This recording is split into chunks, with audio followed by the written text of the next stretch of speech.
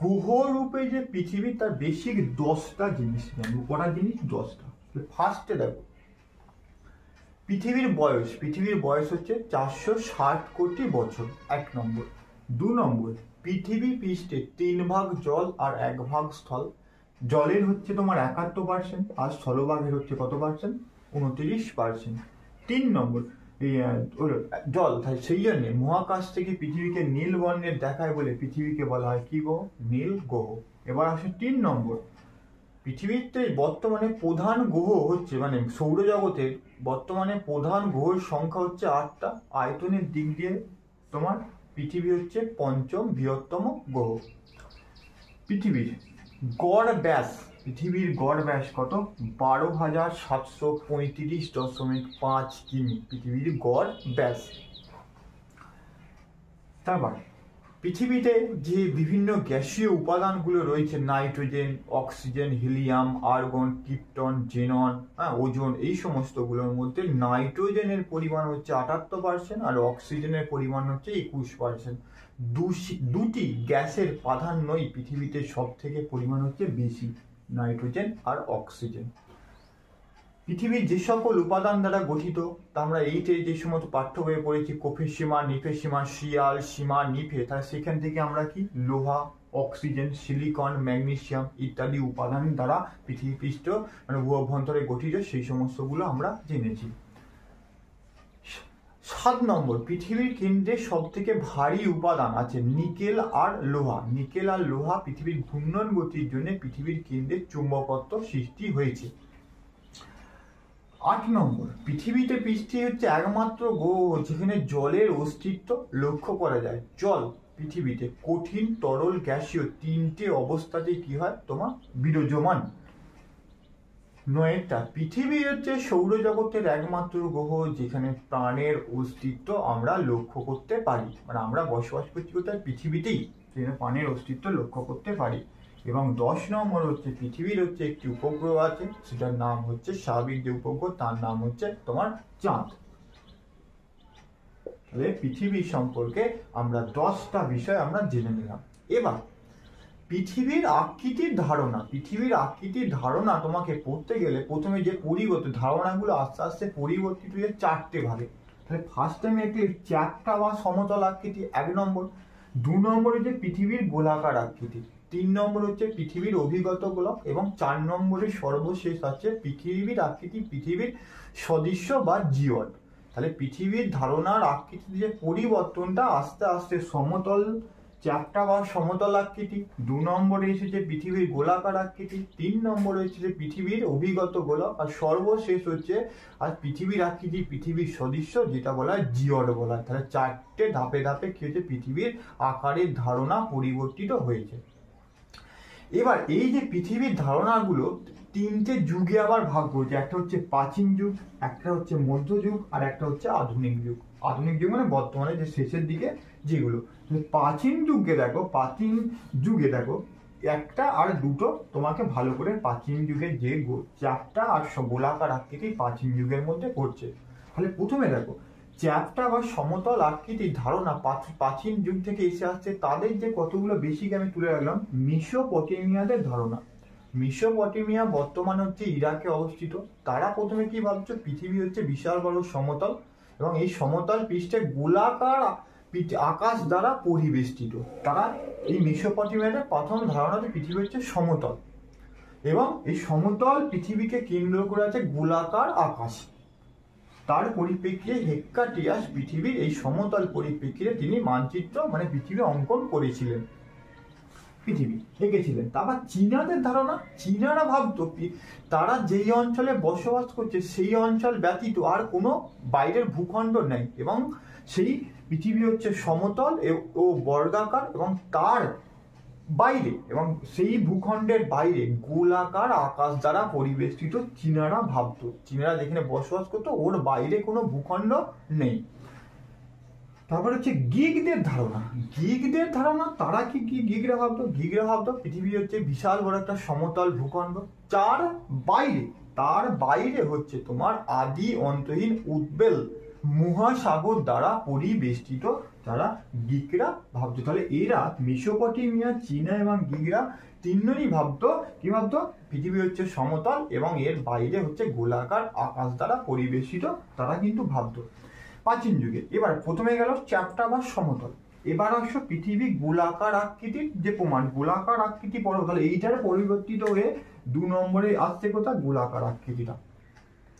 গোলাকার আকৃতির যে ফিনিশীয়দের ধারণা, তাহলে সিরিয়া উপকূলে যে ফিনিশীয়রা বসবাস করে তারা ভ্রমণ করার পর যখন তাদের দেশের দিকে ফিরে আসতো, তারা প্রথমে দেখতো পাহাড়ের চূড়ার অংশ দেখতে পাচ্ছে এবং আস্তে আস্তে যত দেশের দিকে যাচ্ছে তত নিচের ভূখণ্ড, ঘর বাড়ি তাদের অংশ লক্ষ্য করছে। এর দ্বারা তেনা বলেছিলেন ফিনিশীয়রা পৃথিবী হচ্ছে গোলাকার আকৃতি। তার ছবি তোমরা দেখে নেবে। তারপরে হচ্ছে গ্রিক দার্শনিকদের ধারণা। গ্রিক দার্শনিকদের ধারণার মধ্যে আমি পিথাগোরাসটা লিখি। পিথাগোরাস তার পদার্থবিদ্যার সূত্রের মাধ্যমে পৃথিবীর পরিধি নির্ণয় করে বলেছিলেন পৃথিবী হচ্ছে গোল। অ্যারিস্টটল তিনিও চন্দ্রগ্রহণের সময় পৃথিবীর ছায়া চাঁদের ওপর পড়ার ফলে তার অংশ দেখে বলেছিলেন পৃথিবীর আকার হচ্ছে কিন্তু গোলাকার। গ্রিক জ্যোতির্বিজ্ঞানীর ধারণা, এরাতোস্থেনিস পৃথিবীর প্রথম পরিধি নির্ণয় করেছিলেন। পৃথিবীর পরিধি নির্ণয় করে বলেছিলেন প্রায় 40,000 কিমি সামথিং পয়েন্ট একটা আছে, 40,000 কিমির বেশি পৃথিবীর পরিধি। প্রথম যে পরিধি নির্ণয় করেছিলেন তোমরা নাম লিখবে এরাতোস্থেনিস। তিনি পৃথিবীর প্রথম পরিধি নির্ণয় করে বলেছিলেন পৃথিবীর আকার হচ্ছে কি গোলাকার।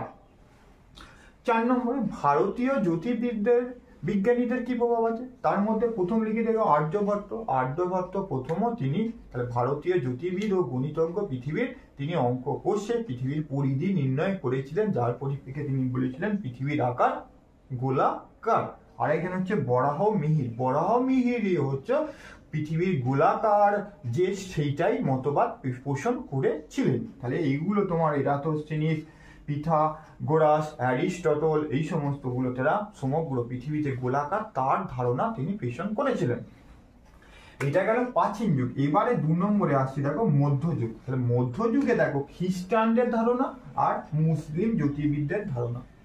তাহলে খ্রিস্টানদের মধ্যে দেখো ইডিডোর অফ সালভেবি আর বিবিডি ভিনিভোর, এরাও কি বলেছিলেন, বিবিডি ভিনি তিনি বলেছিলেন যে অসমতল দিন রাত্রি, ভূপৃষ্ঠের উপরে অসমতল দিন রাত্রি, এই অসমতল দিন রাত্রি হওয়ার জন্য পৃথিবীর গোলাকার আকৃতির ধারণা দিয়েছিলেন। আর ইসিডোর সাভেলি তিনি বলেছিলেন পৃথিবী হচ্ছে তোমার গোলাকার, চাকতি বা গোলাকার, যার জন্য গোলাকার আকৃতির ধারণা তিনি পোষণ করেছিলেন। মুসলিম জ্যোতির্বিদদের ধারণা আবু রেহান বিহুনি এবং ক্যালিস আল মাসুদ, তিনি এই দুজন ব্যক্তি তিনি যে গোলাকার পরিধি তা পরিমাপ করে তিনি তাদের পরিমাপ করেছিলেন এবং তারা পরিমাপ করে বলেন পৃথিবী হচ্ছে গোলাকার আকৃতির ধারণা তিনি মতবাদ দেন বা ধারণা দেন বা মতবাদ দেন। আধুনিক যুগে ফার্ডিনান্ড এবং ম্যাগেলান তারা পৃথিবী ভ্রমণ করার পরে তারা নিজেদের দেশে ফিরে এসেছিলেন, তারা বলেছিলেন পৃথিবী আকৃতি হচ্ছে গোলাকার না হলে তারা নিজের দেশে আর ফিরে আসতে পারতো না। এখান থেকে তাদের ধারণা অনুসারে আধুনিক যুগে পৃথিবী হচ্ছে গোলাকার। আর দুটো 4 নম্বর যে ধারণা,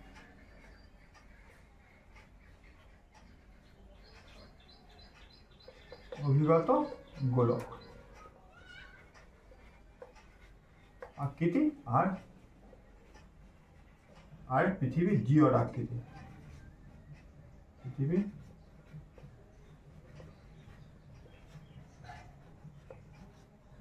জিওর আকৃতি। তাহলে 4 নম্বর 1 2 3 4 পৃথিবীর অভিগত গোলক আকৃতির ধারণা। পৃথিবীর অভিগত গোলক আকৃতির ধারণা বলতে গেলে পৃথিবী হচ্ছে নিরক্ষীয় ব্যাস আর মেরু ব্যাসের মধ্যে পার্থক্য হচ্ছে 43 কিলোমিটার আর পরিধির পার্থক্য হচ্ছে 135 কিলোমিটার। তাহলে পৃথিবীর উত্তর মেরুটা কিছুটা ফোলা, দক্ষিণ মেরুটা কিছু চাপটা, নিরক্ষীয় অঞ্চলটা কিছুটা ফোলা। তাহলে এই জন্য তাহলে পৃথিবীর আকৃতি কি টাইপের, অভিগত গোলক টাইপের ধারণা 3 নম্বর। আর সর্বশেষ হচ্ছে পৃথিবী হচ্ছে জিওর আকৃতি। পৃথিবী পৃষ্ঠের অসমতলের ভূমিরূপ এবং অভিকর্ষীয় ত্বরণের তারতম্যের কারণ জন্য পৃথিবীর আকৃতি সর্বশেষ বলা হয় পৃথিবীর মতো টলেমি। পৃথিবীর প্রথম মানচিত্র অঙ্কন করেছিল কে, টলেমি মনে রাখবে। আর এরাতোস্থেনি পৃথিবীর প্রথম পরিধি নির্ণয় করেছিল। পৃথিবীর আকার ও আকৃতির প্রমাণ। পৃথিবীর আকার ও আকৃতির প্রমাণকে তোমরা দেখে নাও আগে প্রথমে। দ্বিতীয় পর্ব হচ্ছে প্রত্যক্ষ প্রমাণ আর পরোক্ষ প্রমাণ, দুটো ভাগে ভাগ করা হয়েছে। তাহলে প্রথমে প্রত্যক্ষ মানে সরাসরি যে প্রমাণগুলো পাই, দেখো ফার্স্ট হচ্ছে মহাকাশচারীদের প্রত্যক্ষ প্রমাণ। ইউরি গ্যাগারিন, পৃথিবীর প্রথম মহাকাশচারীর নাম হচ্ছে ইউরি গ্যাগারিন। 1961 সালে 12ই এপ্রিল তিনি মহাকাশে ভ্রমণ করেছিলেন। মহাকাশ থেকে দেখেছিলেন পৃথিবীর আকার গোলাকার, অনেকটা পেয়ারার মতো। তাহলে মহাকাশ, এছাড়াও ইউরি গ্যাগারিন নাম বললাম, রাকেশ শর্মা, সুনিতা উইলিয়ামস, পৃথিবীর প্রথম চন্দ্রা অভিযানকারী এডুইন অলড্রিন এবং নীল আর্মস্ট্রং, তারা 1969 সালে 21শে এপ্রিল যে চন্দ্র অভিযান করে চাঁদে নেমেছিলেন। এই চাঁদ থেকে পৃথিবীকে দেখেছিলেন হচ্ছে কালো অন্ধকারে, মহাকাশ থেকে তিনি মহাকাশে দেখেছিলেন পৃথিবী হচ্ছে অনেকটা গোলাকার। তাদের প্রত্যক্ষ অভিজ্ঞতা, সেটা Rakesh Sharma, Yuri Gagarin, Neil Armstrong, তারপরে তোমার সুনিতা উইলিয়ামস, তাদের বর্ণনা থেকে জানা যায় যে পৃথিবীর আকার কি গোলাকার। এটা হচ্ছে প্রত্যক্ষ প্রমাণ। 2 নম্বর হচ্ছে উপগ্রহ চিত্র। আমেরিকা যুক্তরাষ্ট্র, রাশিয়া, চীন এবং ভারত থেকে যে সকল প্রেরিত কৃত্রিম উপগ্রহগুলো মহাকাশে প্রেরণ করা হচ্ছে, সেই কৃত্রিম উপগ্রহ থেকে পৃথিবী পৃষ্ঠের ছবি তোলা হচ্ছে। সেই কৃত্রিম উপগ্রহ থেকে এই ছবিগুলো দেখা যাচ্ছে পৃথিবীর আকার কি গোলাকার। তাহলে কৃত্রিম উপগ্রহ থেকে যে ছবিগুলো সেগুলো হচ্ছে গোলাকার। তাহলে প্রত্যক্ষর মাধ্যমে আমি দুটো কারণ পেলাম। 1 নম্বর হচ্ছে মহাকাশচারীদের বর্ণনা, আর 2 নম্বর হচ্ছে উপগ্রহ চিত্র। এবার 2 নম্বরে আসো পরোক্ষ কারণ। পরোক্ষ কারণ হচ্ছে বেডফোর্ড লেভেলের পরীক্ষা। বেডফোর্ড লেভেলের পরীক্ষা ব্রিটিশ বিজ্ঞানী আলফ্রেড রাসেল ওয়ালেস কত সালে? 1870 সালে। ইংল্যান্ডের বেডফোর্ড হচ্ছে খালের মধ্যে 3টি সমান দৈর্ঘ্যের কাঠি বা টুকরোকে বেডফোর্ড খালের মধ্যে তোমার ভেলায় করে 1 কিলোমিটার অন্তর ভাসিয়ে দেয়। তাহলে আমাকে যদি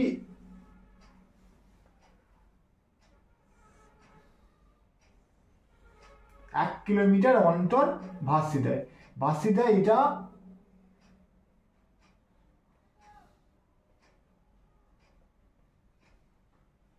এবার দূর থেকে, তাহলে এইটা সমতল, আমাকে প্রমাণ করতে হবে পৃথিবী হচ্ছে গোলাকার। পৃথিবী হচ্ছে গোলাকার। তিনি এবার লক্ষ্য করলেন 1 নম্বর আর 3 নম্বর কাঠিটা একই দৈর্ঘ্যতে আছে। 2 নম্বর যে কাঠির উচ্চতা একটু ওপর দিকে। এর দ্বারা তিনি প্রমাণ করলেন পৃথিবীর আকার হচ্ছে তোমার গোলাকার। কি করে তাহলে প্রমাণ হচ্ছে? তাহলে আলফ্রেড রাসেল বেডফোর্ড খালের মধ্যে 1 কিলোমিটার অন্তর 3টি সমান দৈর্ঘ্যের কাঠিকে তোমার ভাসিয়ে দেন। ভাসিয়ে দিয়ে দেখলেন 2 নম্বর কাঠিটা একটু উঁচুতে আছে, 1 নম্বর আর 3 নম্বর কাঠিটা একই উচ্চতায় আছে। যদি পৃথিবী গোলাকার হওয়ার জন্য এইরূপ সম্ভব। যদি পৃথিবী সমতল হতো, 3টে কাঠি কি হতো? একই উচ্চতায় দেখতে পেত। কিন্তু এইটা দেখতে পাইনি, দেখতে পেয়েছে কোনটা? এইটা। তাহলে তোমাকে এরকম ছবি আঁকতে হবে। তাহলে এর দ্বারা প্রমাণ করা যায় যে পৃথিবীর আকৃতি হচ্ছে গোলাকার। বেডফোর্ড লেভেলের পরীক্ষা। এবার হচ্ছে বৃত্তাকার দিগন্ত। বৃত্তাকার দিগন্তটা কি? দিগন্ত ধরো এটা, আমি প্রমাণ করব পৃথিবী হচ্ছে গোলাকার। তাহলে আমাকে প্রমাণ করতে হবে সমতল নয়, পৃথিবী গোলাকার, এটা প্রমাণ করতে হবে। এবার আসো বৃত্তাকার দিগন্ত। দিগন্ত মানে কি? তুমি সমতল ভূমিতে দাঁড়িয়ে তোমার চোখের দৃষ্টি যতটা দূরে দেখা যাচ্ছে, দেখবে আকাশটা মনে হচ্ছে মাটির সাথে কি হচ্ছে, ভূমির সাথে মিশে যাচ্ছে। তাহলে ওইটাই তোমার চোখের দৃষ্টি হচ্ছে শেষ। সমতল ভূমিতে তাহলে দুটো দিগন্ত, এইটা আর এইটা। তাহলে তুমি এই স্থান থেকে উঁচু স্থান থেকে কোনো দেখছো, প্রথমে যা দেখলে এই দুটো বিন্দুই শেষ দেখতে পাবে। আরো যদি ধরো ভূপৃষ্ঠ 1 তলা ছাদ, 2 তলা, তারপরে বিমান বা কৃত্রিম উপগ্রহ, যতই তুমি উঁচুতে আস্তে আস্তে উঠতে যাও, তাহলে দুটো দিগন্ত কিন্তু সমতলের ক্ষেত্রে কিন্তু একই স্থানই কিন্তু লক্ষ্য করতে পারবে। কোনো দিগন্ত রেখার পরিবর্তন হচ্ছে না। তুমি এবার সমতল ভূপৃষ্ঠ থেকে যে পরিমাণ দিগন্ত দেখলে, এইটা একটু বিমানে করে একটু উঁচুতে উঠলে দিগন্ত রেখার বিস্তৃতি কিন্তু আর একটু বেড়ে গেল। কৃত্রিম উপগ্রহে আরো একটু গেলে তখন দিগন্ত রেখার বিস্তৃতির পরিমাণটা কি হচ্ছে, আর একটু দেখো নিচের দিকটা দেখো আরো বেড়ে যাচ্ছে। তাহলে তিনি দিগন্ত রেখা পৃথিবী গোলাকার বলি যত উঁচুতে উঠা যায়, একতলা দুতলা, তারপর বিমান, তারপর কৃত্রিম উপগ্রহ গেলে তখন এই দিগন্ত রেখার পরিমাণ কি হচ্ছে, বৃদ্ধি পাচ্ছে। বৃদ্ধি পাওয়ার জন্য তাহলে বলা যায় বৃদ্ধি পাচ্ছে, গোলাকার হলেই তবেই পৃথিবীর এই দিগন্ত রেখার বিস্তৃতি পরিমাণ বৃদ্ধি পাচ্ছে বলি তখনই বলা যায় পৃথিবীর আকার গোলাকার। তাহলে দিগন্ত রেখার বিস্তৃতি বৃদ্ধি পাচ্ছে বলে পৃথিবীর আকার বলতে হবে গোলাকার। সমতল হলে কিন্তু তোমার প্রথম দুটো বিন্দুতে যেখানে দেখছে দিগন্ত রেখা, সেখানেই তুমি কিন্তু দেখতে পেতে কোনো পরিধি বৃদ্ধি পাচ্ছে না। চন্দ্রগ্রহণের সময় পৃথিবীর ছায়া, তাহলে যে বস্তু গোল হবে তার ছায়া কি হবে, গোল হবে ছায়া। চন্দ্রগ্রহণের সময় পৃথিবীর ছায়া কার উপর পড়ে, চাঁদের উপর পড়ে। চাঁদের উপর যে ছায়াটা পড়ে সেটা দেখতে কেমন হচ্ছে, গোলাকার। আর সমতল যে বস্তু হবে তার ছায়া হবে সমতল মতো। তাহলে যদি হয় তাহলে এইটা ধরো এবার চন্দ্রগ্রহণের সময় পৃথিবীর ছায়াটা কিভাবে পড়ে, আংশিক ভাবে গোলাকার পড়ে। আংশিক কি পড়ে, গোলাকার পড়ে। আংশিক গোলাকার এইটা অংশ, আংশিক গোলাকার যে পড়লো তার ছায়াটা গোলাকার। তাহলে এটা কি হবে, গোল বস্তুরই ছায়া হবে আংশিক গোলাকার বা পূর্ণ গোলাকার। এখানে আংশিক ছায়াটা পড়েছে, এই আংশিক। আর যে বস্তু ধরো সমতল হবে যার ছায়া এইরূপ সোজা হয়ে পড়বে, সরল রেখায় পড়বে। কিন্তু সরল রেখা তো এইভাবে তো চন্দ্রগ্রহণের সময় পড়ে না, পরে কি হবে এইভাবে। এইখান থেকে প্রমাণ করা যায় যে চন্দ্রগ্রহণের সময় পৃথিবীর ছায়া চাঁদের উপর যে পড়ে তার হচ্ছে আংশিক গোলাকার। এই আংশিক গোলাকার থেকে প্রমাণ করা যায় যে পৃথিবীর আকৃতি কি গোলাকার। গোলাকার। এবার হচ্ছে 4 নম্বরটা। 4 নম্বরটা দিচ্ছে ভূপ্রদক্ষিণ। 4 নম্বরটা দিচ্ছে ভূপ্রদক্ষিণ। ভূপ্রদক্ষিণটা কি করতে হবে, ব্যাখ্যা। ফার্ডিনান্ড ম্যাগেলান কলম্বাস তারা বিশ্ব প্রদক্ষিণ করার সময় যে স্থান থেকে তারা যাত্রা শুরু করেছিল দীর্ঘদিন পরে সেই স্থানে তারা ফিরে এসেছিল। তাহলে এইটা পৃথিবী সমতল, একটা স্থান থেকে যাত্রা যদি শুরু করে সেই সমতল হওয়ার জন্য সেই স্থানে আর ফিরে আসা সম্ভব হবে না। কিন্তু পৃথিবী কি গোলাকার, তারা এই পৃথিবী গোলাকার হওয়ার জন্য যে স্থান থেকে যাত্রা শুরু করছে আবার সেই স্থানে ঘুরে ফিরে কি হবে, দীর্ঘদিন পরে সেই স্থানে ফিরে আসা সম্ভব। তখনই সম্ভব যখন পৃথিবীর আকৃতি হবে গোলাকার। তাহলে তাদের বক্তব্য অনুসারে তারা যে স্থান থেকে যাত্রা শুরু করেছিল দীর্ঘদিন পরে আবার তারা সেই স্থানে আবার ফিরে এসেছিল জাহাজ নিয়ে। সুতরাং বলতে পারি আমি পৃথিবীর আকৃতি গোলাকার বলেই তারা ফিরে আসা সম্ভব হয়েছিল। এবার উপকূল থেকে জাহাজের পর্যবেক্ষণ। উপকূল থেকে জাহাজের পর্যবেক্ষণের ছবিটা দেখো। উপকূলে গামী কোনো জাহাজ যখন আসবে তখন জাহাজের মাস্তুলটা তুমি ওপরে দেখতে পাবে, তারপরে তুমি দেখতে পাবে ডেক দেখতে পাবে, তারপরে জাহাজের আস্তে আস্তে সম্মুখ অংশ দেখতে পাবে। পৃথিবী যখন সমতল হবে কোনো জাহাজে তুমি একসাথে সমগ্র অংশই কি হবে তুমি লক্ষ্য করতে পারবে। আর যখনই পৃথিবী কি গোলাকার হবে, গোলাকারের মাঝের জাহাজটা তুমি সমগ্র অংশ দেখতে পাচ্ছ, এই দিকের জাহাজটা একটু অংশ মাস্তুল দেখতে পাবে, এই দিকের জাহাজটা তুমি একই ধরনের জিনিস দেখতে পাবে। একসাথে সমগ্র জাহাজটা তুমি লক্ষ্য করতে পারবে না। প্রথমে মাস্তুল দেখবে, তারপর ডেক দেখবে, ডেক থেকে তারপরে আস্তে আস্তে সমগ্র জাহাজটা কি হবে তুমি লক্ষ্য করতে পারবে। যদি পৃথিবী সমতল হতো প্রথম অবস্থা থেকে জাহাজের মাস্তুল, জাহাজের ডেক এবং সমগ্র জাহাজটা প্রথম থেকেই তুমি দেখতে পেতে। কিন্তু বাস্তবে তুমি দেখছো আগে মাস্তুল, তারপর ডেক, তারপরে জাহাজটাকে আস্তে আস্তে পূর্ণাঙ্গ দেখতে পাচ্ছ, এই রূপ দেখতে পাচ্ছ। তাহলে এইখান থেকে পৃথিবীর আকৃতির গোলাকার তার প্রমাণ পাওয়া যায়, পৃথিবীর আকৃতি গোলাকার। ভিন্ন সময়ে সূর্যোদয় এবং সূর্যাস্ত। পৃথিবী যদি সমতল হতো, পৃথিবী যদি সমতল হতো তাহলে সূর্যোদয় এবং সূর্যাস্ত কি হবে একই সময়ে সর্বোচ্চ জায়গায় সম্পন্ন হতো, কিন্তু বাস্তবে সূর্যোদয় এবং সূর্যাস্ত পৃথিবীতে একই জায়গায় সবসময় হয় না। পূর্ব দিকের যে সকল দেশ বা অঞ্চল আছে সেই সকল দেশে সূর্যোদয় এবং সূর্যাস্ত আগে হয়, এবং পশ্চিম দিকে যে সকল দেশ আছে বা অঞ্চল সেগুলো হচ্ছে সূর্যোদয় এবং সূর্যাস্ত পরে হয়।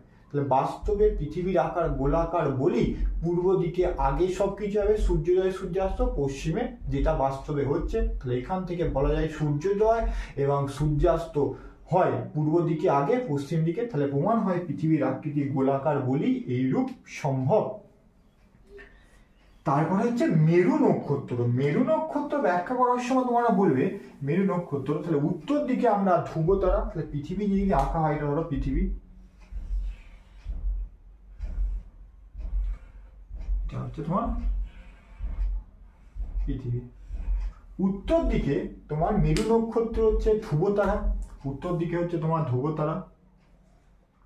ধ্রুবতারার পরিপ্রেক্ষিতে করা, আর দক্ষিণ দিকে হচ্ছে হ্যাডলির অক্ট্যান্ট। উত্তর দিকে মেরু বিন্দুটি হচ্ছে 90 ডিগ্রি কোণ, কি হয় 90 ডিগ্রি কোণ করে থাকে। এবার নিরক্ষরেখা যত যাবে এই ধ্রুবতারাটা পরিপ্রেক্ষিতে যে কোণ আসছে এখান থেকে আমাদের হবে 0 ডিগ্রি কোণ উৎপন্ন করবে। কত ডিগ্রি কোণ উৎপন্ন করবে? 0 ডিগ্রি। তাহলে উত্তর দিকে হচ্ছে ধ্রুবতারার পরিপ্রেক্ষিতে কৌণিক মান সবচেয়ে উন্নতি কোণ হচ্ছে 90 ডিগ্রি। এবার যতই তুমি নিরক্ষরেখার দিকে যাবে, উত্তর মেরু থেকে নিরক্ষরেখার দিকে আসবে, মানে নিম্ন অক্ষাংশে আসবে, ততই উন্নতি কোণের মান কি হবে? কমতে কমতে এখানে হয়ে যাবে কত? 0 ডিগ্রি।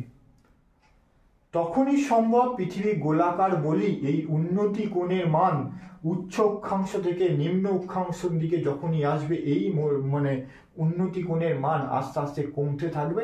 এর দ্বারা প্রমাণ হয় যে পৃথিবীর আকৃতি হচ্ছে গোলাকার। যদি সমতল হতো তাহলে উন্নতি কোণ এইখানে যদি তোমার ধ্রুবতারা থাকতো 90 ডিগ্রি হতো, আমি এই স্থান থেকে দেখলেও সেই 90 ডিগ্রি কোণই তোমার সর্বোচ্চ পরিমাণ একই হতো। বাস্তবে কিন্তু এই ধ্রুবতারার উন্নতি কোণের মান পৃথিবীতে নিরক্ষীয় মেরু অঞ্চলে সব থেকে বেশি, নিরক্ষীয় অঞ্চলে হচ্ছে 0। এর দ্বারা প্রমাণ হয় যে পৃথিবীর আকৃতি হচ্ছে গোলাকার। তাহলে তোমরা এখান থেকে ভালো করে 4টে ছবি সহ তোমরা এখান থেকে প্রশ্ন করা হয়। প্রশ্ন কি করে? পৃথিবীর আকার বা আকৃতির প্রমাণ। তাহলে প্রমাণ বললে তোমরা প্রত্যক্ষভাবে দুটো ভালো সহজ এবং পরোক্ষভাবে তোমার প্রমাণগুলো 3টে ভালো করে ছবি সহ পরীক্ষার জন্য করবে। পৃথিবীর অভিগত গোলক আকৃতি তার প্রমাণ। তাহলে প্রথমে অভিগত গোলক আকৃতি কাকে বলে? তাহলে যে গোলকের পূর্ব পশ্চিমটা স্ফীত এবং উত্তর দক্ষিণটা চ্যাপ্টা, সেই গোলককে বলা হবে অভিগত গোলক। তাহলে এই যে অভিগত গোলক, পৃথিবী পৃষ্ঠের ভিন্ন মাধ্যাকর্ষণ শক্তি, উত্তর দক্ষিণে চ্যাপ্টা, পূর্ব পশ্চিমে স্ফীত, এইরূপ গোলক আকৃতি এক কথা বলা হবে পৃথিবী। তাকেই আমরা কি বলছি? অভিগত গোলক। তাহলে এইরূপ আকৃতি হলে তখন তাকে বলা হবে অভিগত গোলক। এবার অভিগত গোলক যে পৃথিবী উত্তর দক্ষিণে চ্যাপ্টা, পূর্ব পশ্চিমে স্ফীত, সেইটা কতগুলো প্রমাণ, কি ভাবে প্রমাণ করবে? ফার্স্ট দেখো, নিরক্ষীয় ব্যাস ও মেরু ব্যাসের পার্থক্য। নিরক্ষীয় ব্যাস আর মেরু ব্যাসের পার্থক্য। আমরা জানি পৃথিবীর নিরক্ষীয় ব্যাস হচ্ছে 12,757 কিমি, আর মেরু ব্যাস হচ্ছে 12,714 কিমি। দেখো দুটোর মধ্যে পার্থক্য কত কিলোমিটার? 43 কিমি। তাহলে আমরা বলতে পারি পূর্ব পশ্চিমে বেশি আর উত্তর দক্ষিণে চ্যাপ্টা। কত কিলোমিটার বেশি? 43 কিলোমিটার। তাহলে এর দ্বারা বলা যায় পৃথিবীর আকার হচ্ছে অভিগত গোলক। 2, নিরক্ষীয় ও মেরু পরিধির পার্থক্য। নিরক্ষীয় ও মেরু পরিধির পার্থক্য। তাহলে নিরক্ষরেখার যে পরিধি, নিরক্ষরেখার পরিধি হচ্ছে 40,093 কিমি, আর মেরু পরিধি হচ্ছে 39958 কিমি। এবার দুটোর মধ্যে যদি পার্থক্য করি, দুটোর পার্থক্য হচ্ছে কত? 135 কিলোমিটার। দুটোর মধ্যে পার্থক্য হচ্ছে তাহলে 135 কিলোমিটার। তাহলে নিরক্ষীয় পরিধি 40,093 কিমি আর মেরু পরিধি হচ্ছে 39958 কিলোমিটার। তাহলে এখান থেকে আমরা বলতে পারি পৃথিবীর পরিধি 135 কিলোমিটার নিরক্ষীয় অঞ্চলে বেশি হওয়ার জন্য হচ্ছে পৃথিবী অভিগত গোলক। তারপর হচ্ছে জ্যা রিচারের পরীক্ষা। জ্যা রিচার হচ্ছে ঘড়ির সময়ের ভিন্নতা। ঘড়ির সময়ের ভিন্নতা কি দেখো, সালটা 1671 সালে ফরাসি জ্যোতির্বিদ জ্যা রিচার দুটো স্থান দেখো, কেইন দ্বীপ 5 ডিগ্রি উত্তর আর হচ্ছে প্যারিস 48 ডিগ্রি 30 মিনিট উত্তর, দুটো স্থানের মধ্যে। আমরা কি জানি, পৃথিবীর ওপরে যে অভিকর্ষজ বল আছে, অভিকর্ষজ বল নিরক্ষরেখার কাছে অবস্থিত, মানে পৃথিবীর কেন্দ্র থেকে যে স্থান যত দূরে অবস্থিত সেখানে অভিকর্ষজ বলের মান কি হবে, কম হবে, আর পৃথিবীর কেন্দ্রের কাছে অবস্থিত হলে অভিকর্ষজ বলের মান কি হবে, বেশি হবে। জ্যা রিচার, এই যে কেইন দ্বীপের যে জ্যা রিচার তিনি পরীক্ষা করেছিলেন দোলন ঘড়ির মাধ্যমে, দেখলেন 24 ঘন্টার মধ্যে সঠিক সময় প্যারিসে দিচ্ছে, প্যারিসে যেই সময় দিচ্ছে কেইন 5 ডিগ্রি উত্তরে তার তুলনায় 2.5 মিনিট পিছিয়ে আছে। পেন্ডুলাম দোলকের ঘড়ি সময় নির্ণয় করে দোলনের হার ও মাধ্যাকর্ষণ শক্তির উপরে। 5 ডিগ্রি উত্তর নিরক্ষীয় অঞ্চলের কাছে অবস্থিত, সুতরাং ওখানে মাধ্যাকর্ষণ বলের প্রভাব ওই দোলকের ঘড়ির উপরে, পেন্ডুলামের উপরে অনেকটা কম প্রভাব বিস্তার করে। কিন্তু প্যারিসটা 48 ডিগ্রি 30 মিনিট অনেকটা উত্তর দিকে, সেখানে পৃথিবীর কেন্দ্রে অনেকটা কাছে অবস্থিত থেকে কাছে অবস্থিত, সেই জন্য কাছে অবস্থিত হওয়ার জন্য এখানে মাধ্যাকর্ষণ শক্তির বলটার উপরে বেশি, সেই জন্য দুটি স্থানের মধ্যে সময়ের পার্থক্য 2 মিনিট 30 সেকেন্ড, 2 মিনিট 30 সেকেন্ড, কারণ এই অংশে মাধ্যাকর্ষণ শক্তির বলটা বেশি প্রয়োগ হওয়ার জন্য দুটোর মধ্যে সময়ের পার্থক্য দ্বারা তিনি প্রমাণ করতে চাইলেন তোমার পৃথিবীর আকৃতি হচ্ছে অভিগত গোলক। বস্তুর ওজনের ভিন্নতা। পৃথিবীর কেন্দ্র থেকে যে স্থানের দূরত্ব যত বেশি হবে সেই স্থানের কোনো বস্তুর ওজন তত কি হবে, কম হবে, আর পৃথিবীর কেন্দ্র থেকে যে স্থানের দূরত্ব যত কম হবে সেই স্থানে বস্তুর ওজন কি হবে, তত বেশি হবে। নিরক্ষীয় অঞ্চলে কোনো বস্তু সামগ্রী ওজন করলে যে ওজন হবে সেই বস্তু সামগ্রী মেরু অঞ্চলে নিয়ে গেলে তার ওজন কি হবে, বেশি হবে। কেন বেশি হবে? নিরক্ষীয় অঞ্চলে মাধ্যাকর্ষণ বল বা অভিকর্ষ ত্বরণের মান এখানে কি হচ্ছে, কম থাকার জন্য বস্তুর মানও কি হবে, কম হবে। আর পৃথিবীর কেন্দ্র থেকে মেরু অঞ্চল অনেক কাছে অবস্থিত হওয়ার জন্য এখানে অভিকর্ষজ ত্বরণের মান অনেকটা বেশি হওয়ার জন্য বস্তুর ওজন মেরু অঞ্চলে কি হবে, বেশি হবে। নক্ষত্র পর্যবেক্ষণ। তাহলে নিরক্ষরেখা থেকে উত্তর বা দক্ষিণে কোনো দ্রাঘিমা রেখা বরাবর যদি 1 ডিগ্রি উত্তর বা দক্ষিণ দিকে যাওয়া যায়, 1 ডিগ্রি করে উত্তর বা দক্ষিণ দিকে যাওয়া যায়, হয়েছে। নিরক্ষীয় অঞ্চলে সেই দূরত্ব রাউন্ড ফিগারে যদি ধরা হয় 110.5, 110ই ধরি, 110 নিরক্ষীয় অঞ্চলে 1 ডিগ্রি গেলে 110 কিমি ভূমিভাগের দূরত্ব অতিক্রম করতে হবে। এটাই আবার মেরু অঞ্চলের দিকে যদি যাওয়া যায় সেই দূরত্বটা 1 ডিগ্রি অতিক্রম করলে সেইটা হয়ে যাবে রাউন্ড ফিগারে 111 কিলোমিটার। তাহলে নিরক্ষীয় অঞ্চলে দ্রাঘিমা রেখা বরাবর 1 ডিগ্রি গেলে দূরত্ব অতিক্রম করছি রাউন্ড ফিগারে 110 কিমি, এবং এই উত্তর থেকে দক্ষিণে নিরক্ষরেখা বরাবর যদি মেরু অঞ্চলের দিকে যাওয়া যায় তখন সেই দূরত্ব অতিক্রম করতে হচ্ছে 111 কিলোমিটার। তাহলে নিরক্ষীয় অঞ্চলের তুলনায় মেরু অঞ্চলের দূরত্বটা কি হবে, প্রায় 1 কিলোমিটার বেশি অতিক্রম করতে হচ্ছে। তাহলে আমরা বলতে পারি পৃথিবীর আকৃতি অভিগত গোলক। পৃথিবীর পরিধির চাপের পরীক্ষা। তাহলে 1736-37 সালে ফরাসি রয়্যাল একাডেমি অফ সায়েন্সে তিনি তিনটি স্থান দেখো, কিটো 0 ডিগ্রি, তারপর প্যারি 48 ডিগ্রি 30 মিনিট উত্তর এবং ল্যাপল্যান্ড 66 ডিগ্রি উত্তর, তিনটি নির্দিষ্ট পরিধির বৃত্তচাপের দৈর্ঘ্য নির্ণয় করেন। তিনি বৃত্তচাপের পরিধি নির্ণয় করার পর দেখেন কিটোতে সব থেকে কম, প্যারিতে তার তুলনায় বেশি এবং ল্যাপল্যান্ডে সব থেকে বেশি বৃত্তচাপের দৈর্ঘ্য পেয়েছে। এর দ্বারা তিনি প্রমাণ করলেন যে পৃথিবীর আকৃতি অভিগত গোলক হলেই এইরূপ সম্ভব। প্রথমে তাহলে জিওড। তাহলে কেউ বলছে পৃথিবী কমলা লেবুর মতো, কেউ আবার নাশপাতির মতো। তাহলে সর্বশেষে, তাহলে কোনো বিষয়ের সাথে পৃথিবীকে তো তুলনা করা যায় না। তাহলে পৃথিবী আকৃতি পৃথিবীর সদৃশ্য বা পৃথিবীর আকৃতি পৃথিবীর মতো, একই এক কথা বলা হচ্ছে জিওড। জিওডের প্রথম যে টার্মটা সর্বপ্রথম ব্যবহার করেছিলেন তার নাম হচ্ছে জোহান লিস্টিং। তিনি প্রথম জিওড টার্মটা প্রথমে ব্যবহার করেছিলেন। এবার জিওডের বলার কারণ দুটো বিষয় যদি আমি আলোচনা করি, একটা হচ্ছে বন্ধুরতা আর একটা হচ্ছে উপগ্রহ চিত্র। তাহলে বন্ধুরতা যদি প্রথমে বলা হয়, পৃথিবী পৃষ্ঠের কোথাও উঁচু নিচু, কোথায় পাহাড় পর্বত আছে, কোথাও মালভূমি, কোথাও সমুদ্র আছে, তাহলে কোথাও সমতল ভূমি, আবার কোথাও সমুদ্রের অতল গহ্বরে, এখানে গভীর গিরিখাত। তাহলে পৃথিবী পৃষ্ঠ আমরা বলতে পারি মসৃণ বা সমান নয়। সেই ভূমির বন্ধুরতা তুমি বলতে গেলে বলতে হয় পৃথিবীর সবচেয়ে উঁচু স্থান, তার নাম হচ্ছে মাউন্ট এভারেস্ট। তার নাম হচ্ছে কি মাউন্ট এভারেস্ট। যার উচ্চতা কত? যার উচ্চতা হচ্ছে তোমার 8848.86 মিটার। তাহলে পৃথিবীর সবচেয়ে উঁচু স্থানের নাম হচ্ছে মাউন্ট এভারেস্ট এবং পৃথিবীর সবচেয়ে গভীরতম স্থানের নাম হচ্ছে মারিয়ানা খাল। মারিয়ানা খাল।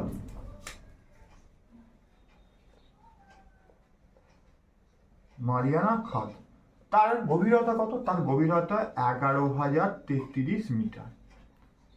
এবার বন্ধুরতা তুমি কি করবে? তাহলে পৃথিবীর বন্ধুরতা করতে গেলে দুটোকে কিছু যোগ করলে, দুটোকে যদি আমি যোগ করে পাই, দুটোকে যোগ করলে 19 পাই, আমরা ধরে নিতে পারি 20,000 মিটার, মানে 20 কিলোমিটার। তাহলে আমরা তাহলে 20,000 কিলোমিটার পৃথিবী যদি বন্ধুরতা হয়, সবচেয়ে উঁচু স্থান আর সবচেয়ে নিচু স্থান পৃথিবী পৃষ্ঠে, দুটোকে যোগ করলাম, দুটোকে যোগ করে পাই কত পেলাম? পাই যোগ করলে 19,000 সামথিং, আমরা ধরে নিলাম 20 কিলোমিটার হচ্ছে ভূমির বন্ধুরতা।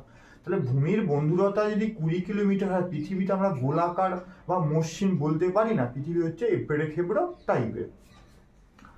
এটা গেল ভূমির বন্ধুরতাতে। 2 নম্বর হচ্ছে উপগ্রহ চিত্র। উপগ্রহ চিত্র থেকে যে বিষয়গুলো উঠে এসেছে, প্রথমে ছবিটা আমরা ভালো করে দেখি উপগ্রহ বিশ্লেষণ থেকে। 1 নম্বরে পৃথিবীর হচ্ছে উত্তর মেরু 20 মিটার উঁচু আর দক্ষিণ মেরু 20 মিটার চাপা একটা। 2 নম্বর, উত্তর গোলার্ধের মধ্য অক্ষাংশ 8 মিটার চাপা আর দক্ষিণ গোলার্ধের মধ্য অক্ষাংশ 8 মিটার খোলা দ্বিতীয়। আর 3 নম্বর আমরা কি বলছি? পৃথিবীর নিরক্ষীয় ব্যাস এবং মেরু ব্যাসের মধ্যভাগটা কত কিলোমিটার পার্থক্য? 43 কিলোমিটার। তাহলে উপগ্রহ থেকে 3টে বিষয়, উত্তর গোলার্ধ 20 মিটার উঁচু, দক্ষিণ গোলার্ধ 20 মিটার চাপা। 2 নম্বর কি বললাম? উত্তর গোলার্ধের মধ্য অক্ষাংশ 8 মিটার চাপা আর দক্ষিণ গোলার্ধের মধ্য অক্ষাংশ 8 মিটার খোলা। আর কি বললাম? আর নিরক্ষীয় অঞ্চল, মেরু অঞ্চলে যে পরিধি নির্ণয় করেছিলাম তাদের মধ্যে হচ্ছে নিরক্ষীয় অঞ্চল 43 কিমি হচ্ছে বেশি খোলা। তাহলে আমরা বলতে পারি না পৃথিবীর আকার হচ্ছে গোলাকার টাইপের। তাহলে এখানে পৃথিবীর আকৃতি পৃথিবীর সদৃশ্য, যেগুলো বিভিন্ন দেশের যে কৃত্রিম উপগ্রহ মহাকাশে পাঠানো, সেই কৃত্রিম উপগ্রহের বিচারে এই তথ্যগুলো কিন্তু উঠে এসেছে। তাহলে বলতে পারি পৃথিবীর আকৃতি হচ্ছে পৃথিবীর সদৃশ্য। এখান থেকে আর একটা জিনিস তোমার জানতে হবে,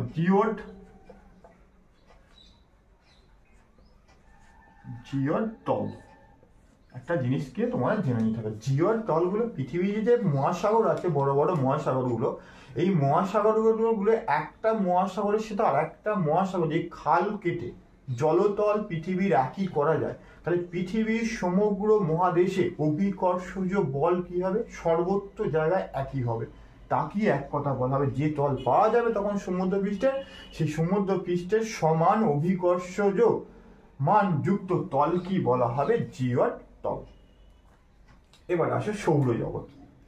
এবার কি আসবো? সৌরজগৎ। তাহলে সৌরজগতের প্রধান, সৌরজগৎ বা সৌর পরিবার, সৌরজগতের প্রধান কর্তাকে, হেড প্রধানকে সূর্য। তাহলে সূর্য কেন্দ্রিক সমগ্র গ্রহদের উপগ্রহ, গ্রহাণুপুঞ্জ, ধূমকেতু, উল্কাপিণ্ড, ধূলিকণা, গ্যাসীয় কণা, সমগ্র অসংখ্য জ্যোতিষ্ক দ্বারা হচ্ছে পরিবার হচ্ছে তোমার সৌরজগৎ। হ্যাঁ, আমরা সৌরজগৎ তথা পৃথিবী যেখানে বসবাস করে, আকাশ গঙ্গা ছায়াপথের মধ্যে বসবাস করি, যেখানে অসংখ্য নক্ষত্র, তার মধ্যে সবচেয়ে আমাদের কাছের নক্ষত্রের নাম হচ্ছে কে? সূর্য। এবার হচ্ছে গ্রহ।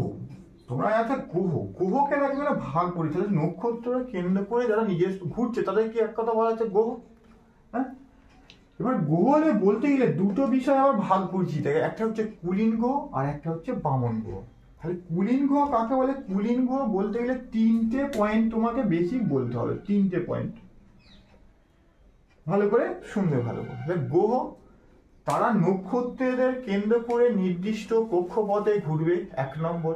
2 নম্বর, তারা নির্দিষ্ট পর্যাপ্ত ভরযুক্ত উদস্থিতিক ভারসাম্য, টার্মটা লিখছি,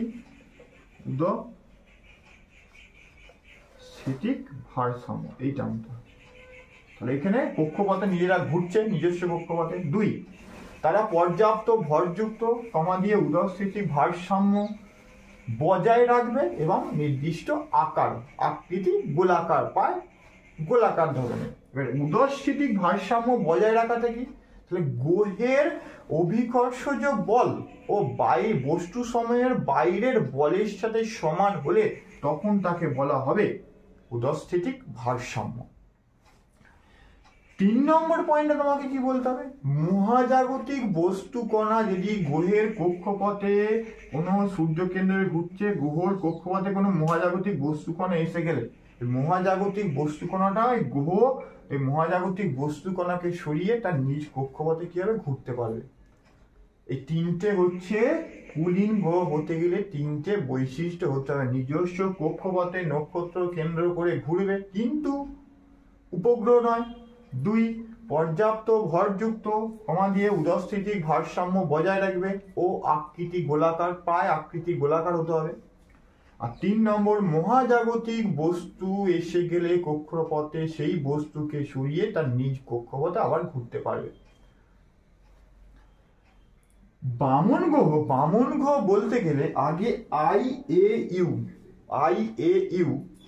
ইন্টারন্যাশনাল অ্যাস্ট্রোনমিক্যাল ইউনিয়ন 2006 সালে প্লুটো আগে আমাদের গ্রহ ছিল, সেটাকে বামন গ্রহর পরিপ্রেক্ষিতে 2006 সালে প্লুটোকে বামন গ্রহ ঘোষণা করা। তাহলে বামন গ্রহ হতে গেলে প্রথমে নিজস্ব কক্ষপথে ঘুরতে পারবে, 1 নম্বর, ঠিক আছে। 2 নম্বর, পর্যাপ্ত ভরযুক্ত দিয়ে উদস্থিতিক ভারসাম্য ও আকৃতি পায় গোলাকার হতে হবে, হ্যাঁ ঠিক আছে দুটো। এবার 3 নম্বর বৈশিষ্ট্য যেটা বললাম কুলীন গ্রহের ক্ষেত্রে কি বললাম? তোমরা মহাজাগতিক বস্তু কণা যদি কক্ষপথে এসে যায়, সেই কক্ষপথ থেকে সরিয়ে দিয়ে তার নিজস্ব কক্ষপথে ঘুরতে পারবে। কিন্তু বামন গ্রহের ক্ষেত্রে কি হবে? বামন গ্রহের ক্ষেত্রে মহাজাগতিক বস্তু কণা এসে গেলে বামন গ্রহগুলো ওই বস্তু কণাকে সরিয়ে তার নিজ কক্ষপথ থেকে সরাতে পারে না। সেই জন্যে 2006 সালে IAU ইন্টারন্যাশনাল অ্যাস্ট্রোনমিক্যাল ইউনিয়ন প্লুটোকে বামন গ্রহ হিসাবে তকমা দিয়েছেন বা বামন গ্রহ হিসাবে ঘোষণা করেছেন। মহাজাগতিক যারা বস্তু কক্ষপথ থেকে সরাতে পারে না সেইগুলো হচ্ছে বামন গ্রহ। বর্তমানে বামন গ্রহের সংখ্যা হচ্ছে 5টা। কটা সংখ্যা? 5টা। দেখে নাও। তাহলে প্লুটো তো আগে গ্রহ ছিল। প্লুটো প্রথমে 1 নম্বর, প্লুটো, সেরেস, এরিস, ম্যাকে বা মিকি, ম্যাকে, প্লুটো, সেরেস, এরিস, ম্যাকে আর হাউমিয়া। তাহলে বামন গ্রহের সংখ্যা কটা? 5টা। কি পেলে? প্লুটো, সেরেস, এরিস, ম্যাকে আর হাউমিয়া বা হাউমিয়া। আর কুলীন গ্রহের সংখ্যা এটা হচ্ছে 5টা, কুলীন গ্রহের সংখ্যা হচ্ছে 8টা। কুলীন গ্রহের সংখ্যা হচ্ছে কটা? 8টা। আর বামন গ্রহের সংখ্যা পেলাম আমি 5টা। কুলীন গ্রহ কোনগুলো? কুলীন গ্রহ হচ্ছে বুধ, শুক্র, পৃথিবী, মঙ্গল, বৃহস্পতি, শনি, ইউরেনাস, নেপচুন। তাহলে এই 8টা হচ্ছে কুলীন গ্রহ আর 5টা হচ্ছে বামন গ্রহ। তাহলে পৃথিবীতে মোট গ্রহ আছে কটা? 8 আর 5-এ 13টা। পৃথিবীতে তাহলে মোট গ্রহের সংখ্যা আমরা পেয়ে গেলাম কটা? 13টা মোট গ্রহ পেয়ে গেলাম। তার মধ্যে কুলীন গ্রহ পেয়েছি 8টা, বামন গ্রহ পেয়েছি 5টা। এবার দুটোর মধ্যে কুলীন গ্রহ ভার্সেস বামন গ্রহ দুটোর পার্থক্য। তাহলে প্রথমে আমি দেখো, এরা আকার ও আয়তনে বা ভরযুক্ত এরা বেশি। কুলীন গ্রহ এরা আকার ও আয়তনে ভরের পরিমাণ হচ্ছে এদের কম বামন গ্রহের ক্ষেত্রে। তারপরে বেসিক কোনটা বলতে হবে? এরা কিন্তু কক্ষপথচ্যুত হয় না। এরা কিন্তু কুলীন গ্রহরা কক্ষপথচ্যুত হয় না, কিন্তু বামন গ্রহরা কক্ষপথচ্যুত হয়। কুলীন গ্রহরা মহাজাগতিক বস্তু কণা সরিয়ে ফেলতে পারে নিজ কক্ষপথ থেকে, কিন্তু বামন গ্রহরা নিজ কক্ষপথ থেকে তোমার মহাজাগতিক বস্তু কণা সরিয়ে ফেলতে পারে না। আর সংখ্যা দিয়ে দিচ্ছ 5টা আর 8টা, আর নাম দিয়ে দিচ্ছ, এগুলোর নাম দিচ্ছে বুধ, শুক্র, পৃথিবী, পৃথিবী, বৃহস্পতি, শনি, ইউরেনাস, নেপচুন, আর এদের প্লুটো, সিরিস, এরিস, ম্যাকে, হাউমিয়া, 3টে তোমার পার্থক্য তৈরি করেছো। এ হলো এটা কুলীন গ্রহ আর বামন গ্রহ গেল। এবারে টুকরো কতগুলো বিষয় গ্রহ সম্পর্কে টুকরো কতগুলো বিষয় বলা হবে। দেখো, সৌরজগতের সবচেয়ে কাছের গ্রহের নাম হচ্ছে তোমার কি? বুধ। বুধ হচ্ছে সৌরজগতের সবচেয়ে ক্ষুদ্রতম গ্রহের নাম কি পেলে? বুধ। তাহলে বুধ হচ্ছে সবচেয়ে ক্ষুদ্রতম, লিখলাম না, বুধ হচ্ছে সবচেয়ে ক্ষুদ্রতম গ্রহ। তাহলে বুধের পরে হচ্ছে শুক্র। শুক্র গ্রহকে বলা হয় পৃথিবীর যমজ গ্রহ। পৃথিবীর আকার, আয়তন ও পরিধি, ভর মোটামুটি প্রায় পৃথিবীর সাথে শুক্রর মিল থাকার জন্য তাহলে যমজ গ্রহ কাকে বলা হয়? শুক্রকে। বুধ, শুক্র, পৃথিবীতে মহাকাশ থেকে, পৃথিবী যেহেতু 3 ভাগ জল আর 1 ভাগ স্থল, মহাকাশ থেকে দেখতে নীল বর্ণের বলে পৃথিবীকে বলা হয় নীল গ্রহ। তাহলে বুধ, শুক্র, পৃথিবীর পর মঙ্গল গ্রহকে লাল গ্রহ বলা হয়। প্রচুর পরিমাণে ফেরাস অক্সাইড থাকার জন্য তোমাকে লাল বর্ণের দেখায় বলে একে বলা হয় লাল গ্রহ বলা হয়। বুধ, শুক্র, পৃথিবী। তারপর হচ্ছে বৃহস্পতি গ্রহদের মধ্যে সবথেকে বড় গ্রহের নাম হচ্ছে বৃহস্পতি। 12টা পৃথিবী নিয়ে তৈরি হবে একটা বৃহস্পতি গ্রহ, বুঝছে? সবচেয়ে বড় গ্রহের নাম হচ্ছে তোমার বৃহস্পতি, এবং বৃহস্পতির উপগ্রহ সংখ্যাও অন্যান্য গ্রহের তুলনাও সব থেকে বেশি। নাসা অনুসারে নতুন যে উপগ্রহগুলো পায় 80 থেকে 95টি তোমার বৃহস্পতির উপগ্রহ আছে। সবচেয়ে বড় গ্রহ হচ্ছে, এবং তার মাধ্যাকর্ষণ শক্তি, আকর্ষণ বল অন্যান্য গ্রহের তুলনায় অনেক বেশি। বুধ, শুক্র, পৃথিবী। তারপর বৃহস্পতি। শনি গ্রহের 7টা উজ্জ্বল বলয় লক্ষ্য করা যায়, এবং এর আপেক্ষিক গুরুত্ব এতটাই কম, এই গ্রহকে যে জলের মধ্যে ফেলে দেওয়া হয়, জলের মধ্যে এই গ্রহের আপেক্ষিক গুরুত্ব কম থাকার জন্য এই গ্রহ হবে জলেতে ভাসবে। বুধ, শুক্র, পৃথিবী, ইউরেনাস গ্রহ হচ্ছে সৌর জগতে সব থেকে শীতলতম গ্রহ, যার উষ্ণতা -216°C। আর একটা ভুলে গেলাম, একটা উষ্ণতম গ্রহ শুক্র গ্রহকে হচ্ছে সৌরজগতের সবচেয়ে উষ্ণতম গ্রহ, যার উষ্ণতা 465°C। উষ্ণতম শুক্র আর শীতলতম হচ্ছে ইউরেনাসকে বলা হয় সবুজ গ্রহ। কেন সবুজ গ্রহ বলা? ইউরেনাসে মিথেনের পরিমাণ বেশি থাকার জন্য ইউরেনাসকে দেখতে হয় সবুজ রঙের, সেই জন্য একে বলা হয় সবুজ গ্রহ, আর এটাই হচ্ছে শীতলতম গ্রহ। আর সর্বশেষ ইউরেনাস বলে নেপচুনে মিথেন ও হিলিয়াম গ্যাসের প্রাধান্য থাকার জন্য এই গ্রহের রং হচ্ছে নীল বর্ণের। তাহলে গ্রহ সম্পর্কে তোমরা কোনটা, তাহলে একবার আসো শেষমেশ। বুধ সবচেয়ে ক্ষুদ্রতম গ্রহ, উষ্ণতম গ্রহ কি বলবে? শুক্র। শীতলতম গ্রহ বলবে ইউরেনাস। তারপরে তোমার লাল গ্রহ মঙ্গলকে, পৃথিবীর যমজ গ্রহ কোন দুটো? শুক্র আর তোমার পৃথিবীকে কি গ্রহ বলা? নীল গ্রহ। লাল গ্রহ বলছে মঙ্গলকে, আর সবুজ গ্রহ কাকে বলা হচ্ছে? ইউরেনাসকে। তাহলে এই কতগুলো বিষয় আমরা চতুর্থ পর্বে আলোচনা করলাম। অন্তস্থ গ্রহ এবং বহিস্থ গ্রহ কাকে বলে? তাহলে সৌরমণ্ডলের প্রধান পরিবারের কর্তাকে সূর্য আর কুলীন গ্রহ বলেছি, মোট সংখ্যা হচ্ছে 8টা। কুলীন গ্রহের প্রথম 4টি সূর্যের কাছে অবস্থিত, এবং এদের পারস্পরিক দূরত্ব, আকার, আয়তন মোটামুটি একই ধরনের। সেই প্রথম 4টি গ্রহকে বলা হবে অন্তস্থ গ্রহ। অন্তস্থ গ্রহ কোনগুলো? বুধ, শুক্র, পৃথিবী, মঙ্গল, এই 4টে হচ্ছে অন্তস্থ গ্রহ। তাহলে অন্তস্থ গ্রহ বাদ দিয়ে বাকি যে 4টে গ্রহ, বৃহস্পতি, শনি, ইউরেনাস এবং নেপচুন, এগুলো হচ্ছে তোমার বহিস্থ গ্রহ। এদের কক্ষপথের আকার অনেক বেশি, এবার আকার, আয়তনের উপগ্রহ সংখ্যা অনেক বেশি। তাহলে বহিস্থ গ্রহ সূর্য থেকে দূরে, মানে বাইরের গ্রহগুলোকে বহিস্থ গ্রহ, আর কাছের গ্রহগুলোকে বলবে অন্তস্থ গ্রহ। এবার দুটোর মধ্যে যে পার্থক্য করি, অন্তস্থ গ্রহ ভার্সেস বহিস্থ গ্রহ, দুটোর মধ্যে পার্থক্য। তাহলে অন্তঃগ্রহগুলো পারস্পরিক দূরত্ব প্রায় গড়ে 5 কোটি কিলোমিটার, কিন্তু বহিস্থ গ্রহগুলোর দূরত্ব, পারস্পরিক দূরত্ব অনেক বেশি। এরা আকার আয়তনে এবং এদের ভর অনেক কম, এদের আকার আয়তনে ভর এদের অনেক বেশি। অন্তঃস্থ গ্রহগুলো কাছে থাকার জন্য এদের উষ্ণতার পরিমাণ বেশি, বহিঃস্থ গ্রহগুলো অনেক দূরে থাকার জন্য এদের উষ্ণতার পরিমাণ হচ্ছে অনেক কম।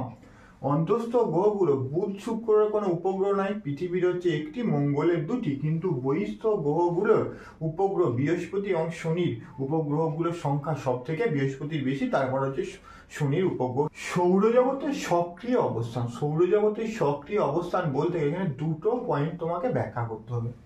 এক নম্বর হচ্ছে তোমার কাম্য দূরত্বে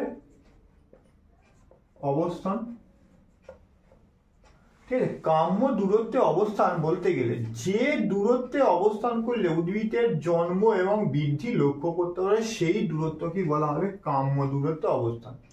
সূর্য থেকে পৃথিবীর দূরত্ব হচ্ছে 15 কোটি কিলোমিটার। এই 15 কোটি কিলোমিটার এবং তৃতীয় অবস্থান সৌরজগতের গ্রহগুলোর মধ্যে তৃতীয় অবস্থান, যেখানে গড় উষ্ণতা হচ্ছে কত, গড় উষ্ণতা হচ্ছে 15 ডিগ্রি সেলসিয়াস। এই 15 ডিগ্রি সেলসিয়াস এবং জলের উপস্থিতি থাকার জন্য পৃথিবী হচ্ছে সৌরজগতের একমাত্র গ্রহ যেখানে প্রাণের অস্তিত্ব লক্ষ্য করতে পারা যায়। 2 নম্বর হচ্ছে হেলে অবস্থান, 2 নম্বর হচ্ছে হেলে। তাহলে মেরু অক্ষতলের সাথে কত 23.5 ডিগ্রি কোণে হেলে অবস্থান করার জন্য তাহলে উত্তর গোলার্ধ এবং দক্ষিণ গোলার্ধ পর্যায়ক্রমে সূর্যের দিকে ঢুকে থাকে এবং আলো বিভিন্ন সময় বিভিন্ন রকম আলো পেয়ে থাকে, তার ফলে তাপমাত্রার পার্থক্য লক্ষ্য করতে হয়। এইটা হচ্ছে একটা বলবে কাম্য দূরত্বে অবস্থান এবং হেলে থাকার জন্য পর্যায়ক্রমে সূর্যের যে উত্তরায়ণ এবং দক্ষিণায়ন এবং সূর্যের তাপমাত্রা হেরফের তোমার লক্ষ্য করা যায় পৃথিবী পৃষ্ঠে। এই দুটো হচ্ছে সৌরজগতের সক্রিয় অবস্থান। আর পরীক্ষায় যা ভালো করে একটা প্রশ্ন আসে তারপরে আছে মানুষের আবাসস্থল রূপে পৃথিবী। সৌরজগৎ হচ্ছে পৃথিবী একমাত্র গ্রহ, অন্যান্য কোনো গ্রহের তোমার পৃথিবীতে প্রাণের অস্তিত্ব লক্ষ্য করা যায়। পৃথিবী কেন একমাত্র গ্রহ প্রাণের অস্তিত্ব লক্ষ্য করা যায় সেইটা কিন্তু তোমাদের জানতে হবে। পৃথিবী একমাত্র গ্রহ যেখানে প্রাণের অস্তিত্ব লক্ষ্য করা যায় কেন। তাহলে প্রথম পয়েন্ট হচ্ছে তোমার কাম্য উষ্ণতা। ঠিক আছে, কাম্য উষ্ণতা বা পরিমিত উষ্ণতা একই জিনিস, পরিমিত উষ্ণতা। তাহলে পৃথিবী থেকে সূর্যের দূরত্ব 15 কোটি কিলোমিটার। এই 15 কোটি কিলোমিটার এবং তৃতীয় অবস্থানের জন্য সৌর জগতে পৃথিবীর এই গড় বার্ষিক উষ্ণতা হচ্ছে 15 ডিগ্রি, গড় 15 ডিগ্রি সেলসিয়াস। এই তাপমাত্রার বসবাসের জন্য উপযুক্ত। সূর্যের কাছের গ্রহগুলো বুধ এবং শুক্র তাদের গড় তাপমাত্রা 400 ডিগ্রি সেলসিয়াস এবং দূরের ইউরেনাস এবং নেপচুন তাদের তাপমাত্রা -200 ডিগ্রি সেলসিয়াস। এই 200 ডিগ্রি সেলসিয়াসে সেই সকল স্থানে কাছে যেমন উষ্ণতা বেশির জন্য বসবাস করতে পারে না, আবার দূরের গ্রহ অত্যধিক শীতলতার জন্য সেই স্থানে বসবাস করা যায় না। পৃথিবী হচ্ছে গড় তাপমাত্রা কত বললাম 15 ডিগ্রি সেলসিয়াস, যেখানে বসবাসের জন্য উপযুক্ত পরিবেশ সৃষ্টি হয়েছে। 1 নম্বর হচ্ছে কাম্য উষ্ণতা বা পরিমিত উষ্ণতা। 2 নম্বর জলের উপস্থিতি। জলের উপস্থিতি তাহলে পৃথিবীকে আমরা বলি নীল গ্রহ, কারণ কেন নীল গ্রহ বলি, পৃথিবীর মোট জলভাগের 71 পৃথিবী হচ্ছে জল দ্বারা গঠিত। মহাকাশ কেন নীল বর্ণের দেখা যায় বলে হচ্ছে জলের উপস্থিতি। তাহলে জলেই পৃথিবীর প্রথম প্রাণের অস্তিত্ব লক্ষ্য পাওয়া যায়। জলের উপস্থিতি থাকার জন্য আর প্রাণীদের বেশিরভাগই কাঠামো জল ব্যতীত কিন্তু সম্ভব না। তাহলে জলের উপস্থিতিতে থাকা অন্যতম কারণ যেখানে প্রাণের অস্তিত্ব লক্ষ্য করা যায়। তাহলে জলের উপস্থিতি। 3 নম্বর হচ্ছে বায়ুমণ্ডলের উপস্থিতি। বায়ুমণ্ডলের উপস্থিতি। বায়ুমণ্ডলের উপস্থিতি হচ্ছে পৃথিবীর উপরিভাগে 10,000 কিলোমিটার গ্যাসীয় আবরণ দ্বারা পৃথিবী পরিবেষ্টিত যে বায়ুমণ্ডল রয়েছে, বায়ুমণ্ডলের উপাদানের মধ্যে nitrogen, oxygen, helium, argon, carbon ডাইঅক্সাইডের মতো ওজোন প্রভৃতি এই সমস্ত গ্যাসগুলো বায়ুমণ্ডলে উপস্থিত। বায়ুমণ্ডলের শ্বসন কার্য যে মানুষের উদ্ভিদ প্রাণীদের শ্বসন কার্যের জন্য সবচেয়ে গুরুত্বপূর্ণ যেমন হচ্ছে অক্সিজেন, তার পরিমাণ হচ্ছে 21% এবং প্রাণীদের উদ্ভিদের সালোক সংশ্লেষের জন্য অপরিহার্য কার্বন ডাইঅক্সাইড, যা তোমার এই বায়ুমণ্ডলে লক্ষ্য করা যায়। আর বায়ুমণ্ডলে রয়েছে ওজোন গ্যাস, সূর্য থেকে আগত ক্ষতিকারক অতিবেগুনি রশ্মি এই ওজোন স্তরকে শোষিত করে মানবকুলকে বিভিন্ন ক্ষয়ক্ষতির হাত থেকে কি করছে, রক্ষা করছে। তাই বায়ুমণ্ডলে উপস্থিতি। 4 নম্বরে তোমরা বলছো আবহবিক ঘটনাবলী। আবহবিক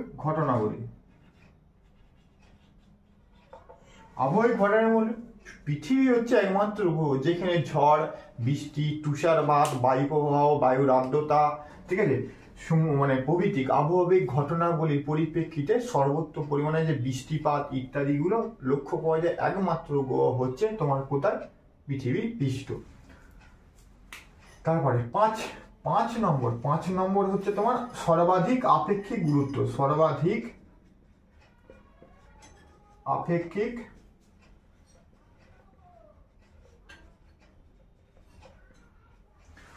সৌরজগতের যতগুলো গ্রহ আছে গ্রহদের মধ্যে পৃথিবীর হচ্ছে আপেক্ষিক গুরুত্ব সব থেকে বেশি, 5.5 গ্রাম/ঘন সেমি। আপেক্ষিক গুরুত্ব সর্বাধিক হওয়ার জন্য পৃথিবী গ্রহতেই ভূত্বকের সৃষ্টি হয়েছে, ভূত্বকের মধ্যেই প্রাণের অস্তিত্ব লক্ষ্য করা যায়। তাহলে আপেক্ষিক গুরুত্ব একটা অন্যতম ফ্যাক্টর। তাহলে যদি বলে পৃথিবীর মানুষের আবাসস্থল রূপে পৃথিবী, তার সক্রিয় যে অবস্থান, কাম্য উষ্ণতা বা পরিমিত উষ্ণতা 15 ডিগ্রি সেলসিয়াস লিখলে। 2 নম্বর জলের উপস্থিতি অন্যান্য গ্রহে পাওয়া গেলে একমাত্র প্রাণের অস্তিত্ব তথা জলের উপস্থিতির জন্য পৃথিবীটি সম্ভব হয়েছে। 3 নম্বর বায়ুমণ্ডলের উপস্থিতি, গ্যাসীয় উপাদানের মধ্যে অক্সিজেন আর কার্বন ডাইঅক্সাইড এবং ওজোন গ্যাস সম্পর্কে একটু বললাম, সেটা বলি। আবহবিক ঘটনাবলী বৃষ্টিপাত, তুষারপাত, বায়ু প্রবাহ, আপেক্ষিক আর্দ্রতা ইত্যাদি প্রাকৃতিক যে সমস্ত আবহবিক ঘটনাবলীতে একমাত্র গ্রহ যেখানে পৃথিবীটি সংঘটিত হয়। আর শেষে বললাম সর্বাধিক আপেক্ষিক গুরুত্ব। পৃথিবীরই আপেক্ষিক গুরুত্ব অন্যান্য গ্রহের তুলনায় সব থেকে বেশি। সেই সব থেকে বেশি থাকার জন্য এখানে ভূত্বক সৃষ্টি হয়েছে। ভূত্বকের জন্য উদ্ভিদ ও প্রাণের অস্তিত্ব কিন্তু আমরা লক্ষ্য করতে পারছি। এই কতগুলো কারণ, মানুষের আবাসস্থল রূপে পৃথিবী, এগুলো বললে তোমার হয়ে যাবে। এবার পৃথিবীর ব্যাসার্ধ পরিধি নির্ণয়। তাহলে পৃথিবীর আমরা প্রথমে দুটো ব্যাসে ভাগ করছি। একটা হচ্ছে নিরক্ষীয় ব্যাস হচ্ছে 12,757 কিমি হয়েছে। সাথে নিরক্ষীয় ব্যাস আর মেরু ব্যাস, এটা হচ্ছে নিরক্ষীয় ব্যাস। মেরু ব্যাস কত ছিল? মেরু ব্যাস 12,714 কিলোমিটার। দুটোর মধ্যে পার্থক্য বলেছিলাম 43 কিলোমিটার। দেখো 57 থেকে 14 বিয়োগ করলে 43 কিলোমিটার বেরিয়ে যাবে। এবার ব্যাসার্ধ কি করে বার করবে? ব্যাসের অর্ধেক ব্যাসার্ধ। তাহলে এইটার অর্ধেক যদি করে দিই, 2 দিয়ে ভাগ করলে 6 দুগুণে 12, 3 দুগুণে 6, 7 দুগুণে 14, 8 দুগুণে 16, 5। এটা পেলাম, ওর অর্ধেক পেয়ে গেলাম ব্যাসার্ধ। তাহলে মেরু ব্যাসার্ধ কি করে পারো? 6 দুগুণে 12, 3 দুগুণে 6, 5 দুগুণে 10, 7 দুগুণে 14 এত কিলোমিটার। দুটো অর্ধেক করে দিলাম, 3, 6, 6 দুগুণে 12, 3, 3, 5, 7 এত কিলোমিটার পেয়ে গেলাম। এবার যদি বলে গড় ব্যাসার্ধ দুটো, তাহলে যদি গড় ব্যাসার্ধ এই দুটোকে যোগ করতে হবে, এইটা আর এইটা যোগ করতে হবে, যোগ করে 2 দিয়ে ভাগ করতে হবে। দুটোকে যোগ করে 2 দিয়ে ভাগ করলে গড় ব্যাসার্ধ পাবো 6, 3,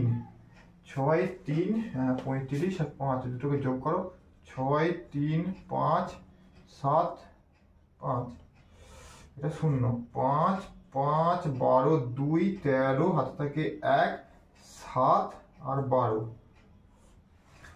তাহলে এখান থেকে পেলাম, এটাকে আবার 2 দিয়ে ভাগ করলে পাবো 6 দুগুণে 12, 3 দুগুণে 6, 7 দুগুণে 6 দুগুণে 12 হবে, 6 দুগুণে 12, 6 দুগুণে 12 হাতে থাকে 7 দুগুণে 14, 7 দুগুণে 14 দশমিক 7 দুগুণে 14 এত কিমি।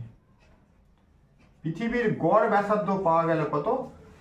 6367.75 কিমি, যেটা আমাদের সুবিধার্থে এইটাকে আমরা ধরে নিই 6400 কিমি। আমাদের সুবিধার্থে গড় ব্যাসার্ধ ধরে নিই 6400 কিমি, আর গড় ব্যাস ধরে নিয়ে 12,800 কিমি।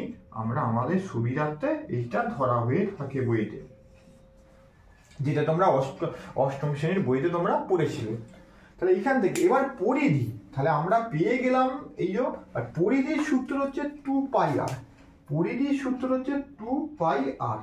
তাহলে এইটার পরিপ্রেক্ষিতে দেখো নিরক্ষীয় ব্যাস হচ্ছে এইটা আর মেরু ব্যাস হচ্ছে এইটা, তাহলে দুটো পরিধি নিরক্ষীয় পরিধি পাবো এইখান থেকে। এটা যদি আমি ধরি ব্যাসার্ধ ধরি, এখান থেকে পাবো 40,093 কিলোমিটার নিরক্ষীয়, আর মেরু ব্যাস পাবো, আর মেরু পরিধি পাবো, মেরু ব্যাসার্ধ হচ্ছে এইটা, তাহলে এইটার পরিপ্রেক্ষিতে আমি পাবো 39958 কিমি। তাহলে নিরক্ষীয় পরিধি পেলাম 40,093 কিলোমিটার, আর মেরু পরিধি পেলাম 39,958 কিলোমিটার। আবার দেখো গড় পরিধি, এই দুটো পরিধিকে যদি তোমার যোগ করে 2 দিয়ে ভাগ করি, সেখান থেকে গড় পরিধি পাওয়া যাবে 40,025 কিলোমিটার। গড় পরিধি পাওয়া যাবে 40,025 কিলোমিটার। আমাদের সুবিধার্থে পৃথিবীর গড় পরিধি আমরা ধরে কত ধরে হিসাব করি? 40,000 কিমি। আমাদের সুবিধার্থে আমরা গড় পৃথিবীর পরিধি ধরে করি 40,000 কিলোমিটার। তাহলে এইখানটা দেখো একটু হিসিবিজি হয়ে গেল। তাহলে আমরা কি বললাম? নিরক্ষীয় ব্যাস 12,757 কিলোমিটার, মেরু ব্যাস 12,714 কিলোমিটার। ব্যাসার্ধ, ব্যাসের অর্ধেক 2 দিয়ে ভাগ করলে এইটা পাবো, মেরু ব্যাসকে 2 দিয়ে ভাগ করলে এইটা পাবো। তাহলে পৃথিবীর দুটো ব্যাস, একটা নিরক্ষীয় ব্যাস আর একটা মেরু ব্যাস, দুটোকে যোগ করলাম, এইটার সাথে এটা যোগ করলাম, যোগ করে 2 দিয়ে ভাগ করলে পাওয়া যাবে কত? 40। দেখো তাহলে এটা ভাগ করলে পাওয়া গেছে, শেষে কত এসে যোগ করে 2 দিয়ে ভাগ করো 6,367.75 কিমি। এটা হচ্ছে পৃথিবীর গড় ব্যাসার্ধ। এবারে নিরক্ষীয় ব্যাসের আর এর মান, এই যে ব্যাসার্ধর মান এইটা ধরে পৃথিবীর পরিধি পাবে 40,093 কিলোমিটার। মেরু ব্যাসার্ধ ধরে 6,357 ধরে তার ব্যাসার্ধ পাবো, ওই পরিধি পাবো 39,958 কিলোমিটার। তাহলে দুটো পরিধি পেলাম, দুটো পরিধিকে 2 দিয়ে দুটোকে যোগ করে 2 দিয়ে ভাগ করলে পাওয়া যাবে 40,025 কিলোমিটার। সেইটা আমাদের সুবিধার্থে আমরা কত ধরি? 40,000 কিমি। এবারে পৃথিবীর পরিধি নির্ণয় যে হলো, এগুলো হলো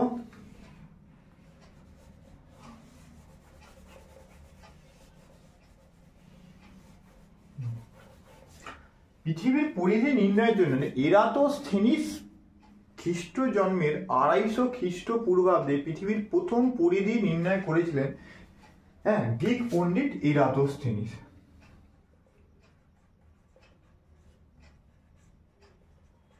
এরাতোস্থেনিস প্রথম হচ্ছে পরিধি নির্ণয় করেছিলেন। এরাতোস্থেনিস পরিধি নির্ণয় করেছিলেন কোথায়? তোমার নীল নদের তীরবর্তী অঞ্চল দুটি স্থানে, একটার নাম হচ্ছে সিয়েন,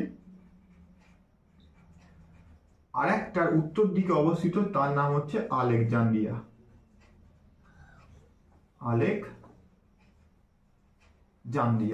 এবার তাহলে তিনি 21শে জুন কর্কট সংক্রান্তি দিনের ওপর সিয়েনের অক্ষাংশ হচ্ছে কত? সিয়েনের অক্ষাংশ হচ্ছে 22 ডিগ্রি 30 মিনিট উত্তর, 22 ডিগ্রি, আর আলেকজান্দ্রিয়া হচ্ছে তোমার 30 ডিগ্রি 42 মিনিট উত্তর। এবার আসো, তাহলে নীল নদের তীরে দুটি শহর একই দ্রাঘিমা রেখার ওপর অবস্থিত। 21শে জুন কর্কট সংক্রান্তির দিন দুটো স্থানের, সিয়েনের কত বললাম? 22 ডিগ্রি 30 মিনিট উত্তর, আলেকজান্দ্রিয়া বললাম 30 ডিগ্রি 42 মিনিট উত্তর। দুটো স্থানের মধ্যে সূর্য রশ্মির পতন কোণের পার্থক্য লক্ষ্য করেন কত? সূর্য রশ্মির পতন কোণের পার্থক্য লক্ষ্য করেন 30 ডিগ্রি 12 মিনিট। তাহলে এই দুটো স্থানে যে সূর্যরশ্মি পতন কোণ হয়েছে, দুটো স্থানের মধ্যে পার্থক্য লক্ষ্য করেন 7 ডিগ্রি 12 মিনিট। তাহলে এইটুকু সমগ্র পৃথিবী হচ্ছে কত? পূর্ণবৃত্ত হচ্ছে 360 ডিগ্রি। 360 ডিগ্রির পরিপ্রেক্ষিতে এইটুকু যদি তোমার পার্থক্য 7 ডিগ্রি 12 মিনিট হয় সমগ্র পৃথিবীতে, তাহলে কত ভাগ হবে? 360, হয়তো 7 ডিগ্রি 12 মিনিট হচ্ছে 8 এর 50, তাহলে এইটুকু স্থান কত হবে? সমগ্র পৃথিবীর কত? 50 পেলাম তো, তাহলে এইটুকু ভাগ পেলাম 50, তাহলে সমগ্র পৃথিবীটা যদি 360 হয় এইটা, তাহলে 7 ডিগ্রি 12 মিনিট পরিপ্রেক্ষিতে 360 ডিগ্রি, এই একে বার করলে কত পাবে? 1/50। তাহলে এইটুকু স্থান পাওয়া গেল সমগ্র পৃথিবীর 1/50 ভাগ, আর 50 ভাগ মানে সমগ্র পৃথিবীর অংশ বিশেষে তার মান পেয়ে যাবে কত? 50। পর্যটকদের মুখে এই সিয়েন এবং আলেকজান্দ্রিয়ার মধ্যে দূরত্ব পর্যটকদের মুখে শুনেছিল কত? 5000 স্টেডিয়া। 5000 স্টেডিয়া, এইখান থেকে কত পাওয়া গেছে? 50। তার পরিপ্রেক্ষিতে বের হয়েছে কত? 50। 50 দিয়ে গুণ করলে পাওয়া যাবে 2.5 লক্ষ স্টেডিয়া। এবারে এক স্টেডিয়া সমান 185 কিমি, 185 কিলোমিটার। এবার 250 সাথে 185 কিলোমিটার যদি আমি গুণ করি, 250 সাথে 185 যদি স্টেডিয়ার সাথে আমি গুণ করি, কিমিতে কনভার্ট করি, পাওয়া যাবে 46,250 কিমি। কত পাওয়া যাবে? 46,000। এই এক স্টেডিয়ার সমান 185 মিটার, এক স্টেডিয়ার সমান 185 মিটার। হ্যাঁ, এখান থেকে পাবো 46,250 কিলোমিটার।